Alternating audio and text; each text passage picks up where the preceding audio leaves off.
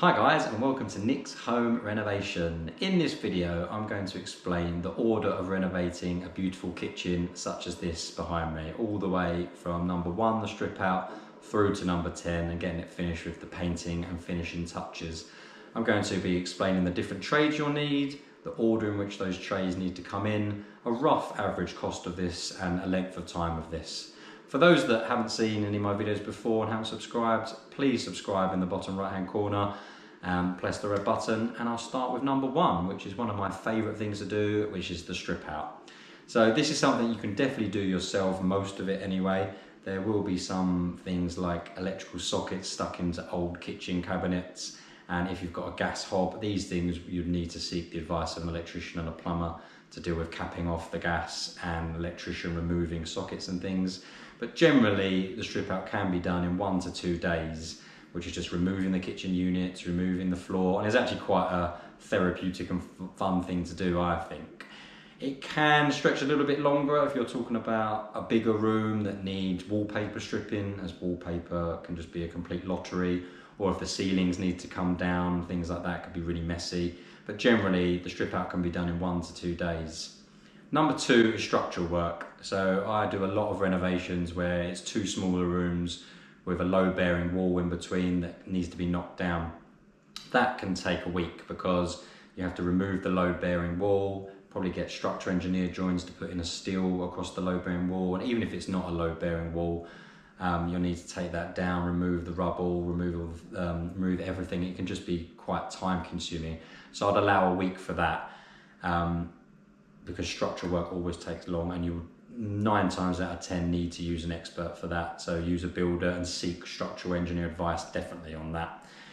Number 3 is first fix electrics and plumbing. This can be done in 2 to 3 days on a kitchen such as this. It depends as well. It can be done quicker if it's an extension such as this one was, because it's just block work and the electrician and plumber can do their cables and pipes exposed because everything's being dot and dabbed, which is a form of plastering, so it can just cover all the cables. But in an older property, they will need to do a lot of chasing of walls and marking out lots of lights. And in a kitchen like as this, for example, you can sort of have maybe 20 or 30 lights, so it can add up quite quickly. So I'd allow 2 to 3 days for that. Number 4 is plastering. So this comes after the plumbing and electrical first fix for obvious reasons. And the plasterers also cover coving if you're thinking of having coving. This example here doesn't have any coving, and most kitchens don't, I would say, these days. But number 4 is plastering. So there's 2 different techniques generally used. So just skimming.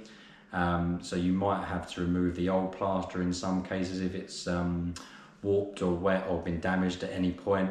Or in example here, this was a new build. So this is called dot and dab. So they essentially have to plasterboard the walls and skim over that, and that can take quite a lot of time.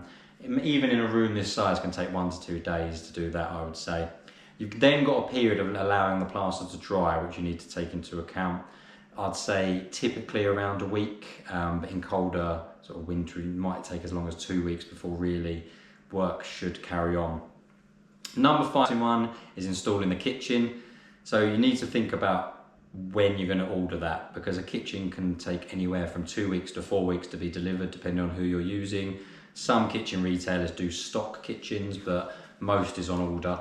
So you need to really consider that when you're doing the strip out and structural work, maybe after the structural work, because you can see what you have, do your measuring and ordering then before the first fix plumbing and electrics and plastering. So then that you're not wasting any time in your renovation, because not having a kitchen is not very fun. I would say installing a kitchen takes between 3 and 7 days. Kitchen quotes can vary greatly, but I'd say it's usually a minimum of £2,500 to install a kitchen these days, up to anything of sort of 4,500, 5,000, depending on the scale of it. This kitchen has a separate utility as well, so it's a lot of units, so it would have been at the higher end of that for this one. Number 6 is installing the worktop, which in this example is an island. You've got a splashback, which is this bit around the back here. So splashback, worktop, and island to take into account. So that is actually a really fast thing though. The slow part of it is they need to come and template 9 times out of 10 once the kitchen's in. You can give them rough dimensions and tell the worktop people that the things they need to know is like the sink cutout, the hob cutout, so they can allow for cutting out and their slab sizes in the worktop. But 9 times out of 10 they come after the kitchen is in, so they can do everything properly and millimetre perfect. But then you have to wait for them to go away, make their cuts in the factory or the warehouse, and then come back. But so that might be a week where the kitchen is installed, but you have to wait around for the worktop, which can be quite frustrating. But when they have got it ready, it's definitely a 1-day install. I would say the worktop in here probably was about 3 hours work, and there was a lot here. You've got cutouts around the sink that's quite complicated, and a fairly big island as well to deal with. But yeah, only a couple of hours work for those guys. Number 7 is installing the appliances. So this is usually done after the worktop's in, to take into account installing the hob, for example, that needs to go over. You do put some appliances in first, such as the sink here, but you can imagine most appliances, including like kitchen taps and hobs and things like that, need to go in after the worktop's in. And there's obviously a lot of appliances in the kitchen, so you've got ovens, hobs, microwave ovens these days, as well as integrated fridge, dishwasher, washing machine. So that can take probably 2 to 3 days as well, just installing the appliances, I'd imagine, as it totted up. Number 8 is carpentry.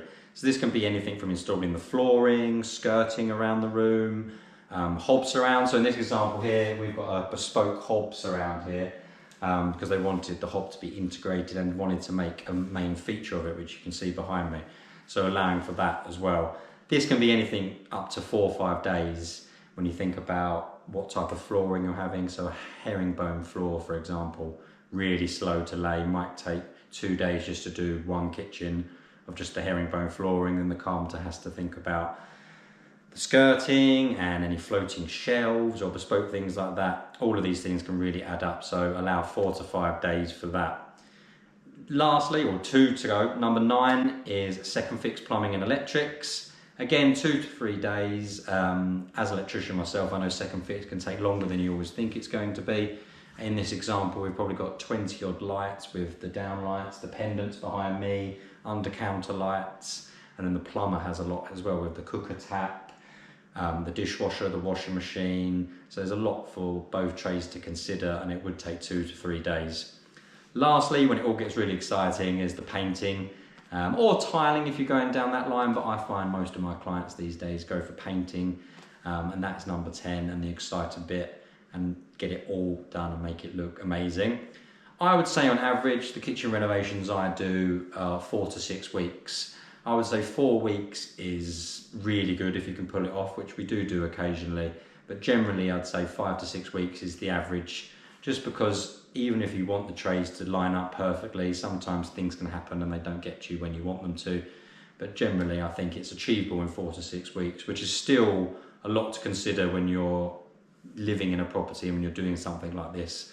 And I would ask your tradesman, whoever's in charge of the project, or if you guys pay extra to get them to do this, is to set up a temporary oven and a temporary hob and somewhere for your microwave so you can live as normally as possible, because it's really tricky when your kitchen's out of action. And then average cost is really tricky because it all depends on size, but we're certainly seeing kitchens that used to be sort of 8 to 10,000. I would say they're more in the 15,000, 16,000 mark as an average now, but 15 to 30,000 seems to be the ballpark of kitchens these days, especially when certain appliances such as microwave ovens alone can be 8, 9, 1,000 pounds depending on the brand. So the appliances alone could tick over to sort of 4,000 or 5,000 alone, which is just scary numbers. But 15,000, I think if you get it in your head as an idea number to save for, is a really good idea. In terms of tradesman cost, again, really tricky depending on where you live and how much people charge. But I'd say a rewire of a kitchen, you're looking in between 2,000 and 2,500 for both the electrician and the plumber. Kitchen costs, as I mentioned, again, depends on the size of the kitchen, but the carpenter, again, would average 2,500 maybe, plus any bespoke carpentry, like we mentioned, flooring, skirting. So could be £10,000 of just labour before you've bought the kitchen and appliances. So you can see how it can really end up nearer that sort of 20,000, 30,000 mark quickly. So I hope you found this interesting. I'm doing lots of videos on this sort of specific thing, but I'll be more than happy to reply to any comments. So if you've got any questions, that's something I've missed, or something in your thing that's a bit different from this kitchen behind me in the examples, please do shout out and I'll be happy to help. For anyone undertaking it themselves, good luck, and please remember to press the red button to subscribe to any future videos. Cheers!